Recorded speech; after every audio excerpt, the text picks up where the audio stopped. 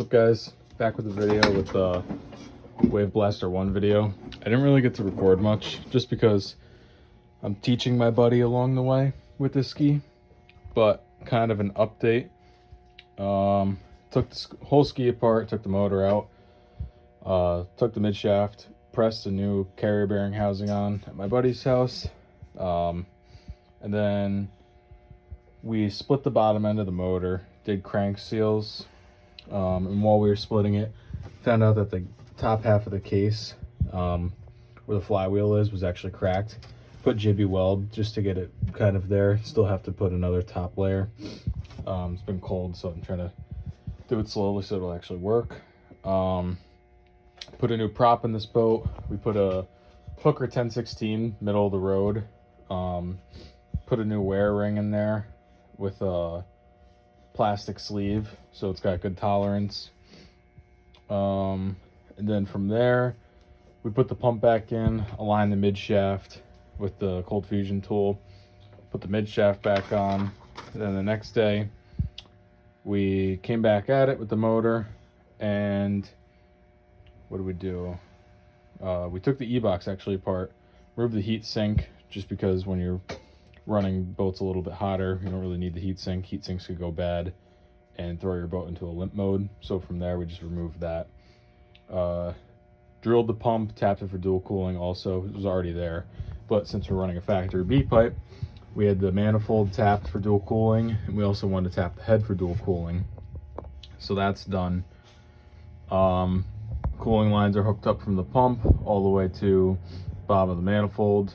Motor got reinstalled, shimmed properly. He put Ross motor mounts in there. And then we put a wax head pipe in here. I know people have been talking bad about them. I personally have not been able to run them. I'm not going to talk bad. I'm not going to talk good. I'm going to stay at the standpoint that at least someone's trying to help the industry. If it's cast Chinese stuff, I mean, I care a little bit, but at the same time, I just want parts for these old skis. If people can make them, they make them. If they don't make them, they don't make them. It means the industry is just going to die out. Factory wants to make them, awesome, I'll support factory. If another brand wants to start making stuff, I'll support them. As long as I have products that I could put in my skis and make them run with a little bit more horsepower, cool.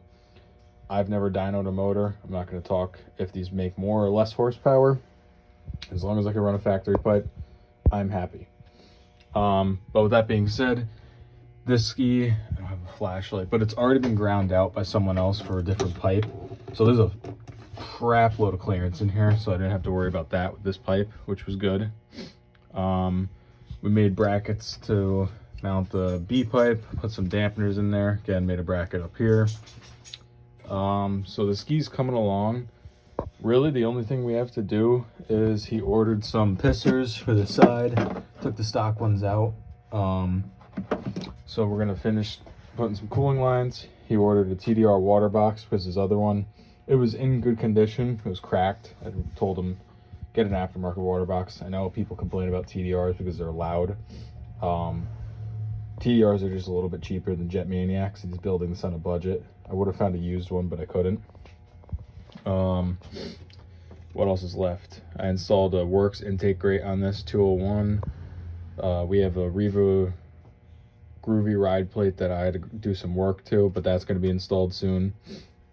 I put a carburetor that I had kicking around that was already jetted for a B pipe on here, so that's on. He put Boysen reed pedals back on stock cages just to get rid of the stock old 30-year-old pedals.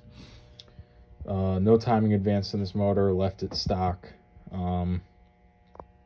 But other than that, that's pretty much it. We try to do some slick wiring harness like on my blaster, but I have a three-way switch down there, whereas he's running the switch on top or below his start-stop switch.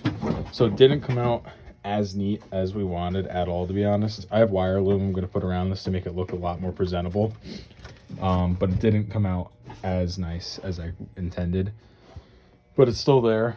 So yeah, I mean, this ski is coming along. From what it was a bone stock blaster, and he took it and revived it and is making it not a full spec boat, but pretty close to a spec boat.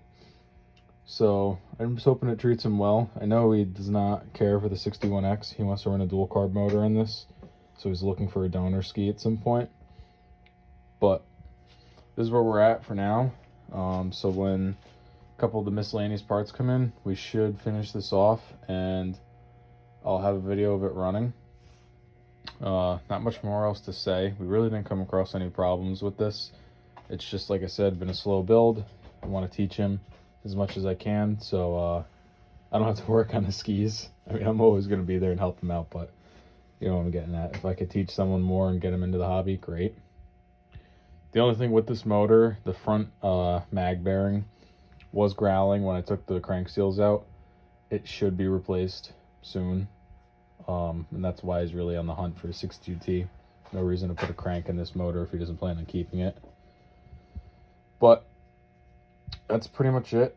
Another side note with the wax pipe, I set it to factory pipe specs, and by that I mean top screw closed, middle screw closed, bottom I believe 3/4 turns for water.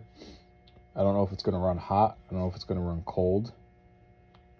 This is also running a Ninja manifold, so that I don't know, it's not really not going to do much, but it could verify or justify cooling specs. And for jet specs, I just ran what factory pipe recommended too for carburetors. So that's pretty much it for this ski. Hopefully we'll get it out on the water soon. By soon, I just mean when the weather cooperates. But it's still apart. We're getting really close. Like I said, brand new prop, brand new wear ring. As you can tell, new wear ring, new intake grate. Tap for dual cooling on both sides. So, oh yeah, we put a new throttle cable on this boat. Didn't do steering cable. Steering's perfectly fine. Pretty loose. So, like I said, we're building a ski on a, not a budget, but trying to do it cheaper than going all out and painting parts and everything. But he wanted to make it, you know, as good as possible for the money he could put into it. So that's pretty much it with this ski.